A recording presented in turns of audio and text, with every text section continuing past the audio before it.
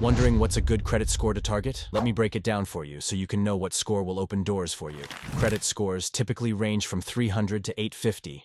300 to 579, poor. 580 to 669, fair. 670 to 739, good. 740 to 799, very good. 800 to 850, excellent. A score of 670 and above is generally considered good. Landing in this range can open doors for better interest rates and favorable loan terms. If you're aiming for the mid-700s, that's a sweet spot. Lenders often view scores in this range as less risky, which can lead to even more financial benefits. While an 800-plus score is the pinnacle of creditworthiness, remember that the tangible benefits between a very good score and an excellent one can be minimal in many scenarios. Different lenders might have different criteria. Some might offer their best rates to those with a score of 720-plus, while others might require a 740 or even 760 score. The Dispute Panda community is here to help you understand the nuances of the credit repair world. If you're on a journey to boost your credit score, join the community and sign up for your free Dispute Panda account. It's the world's most advanced and effective AI-powered credit repair software.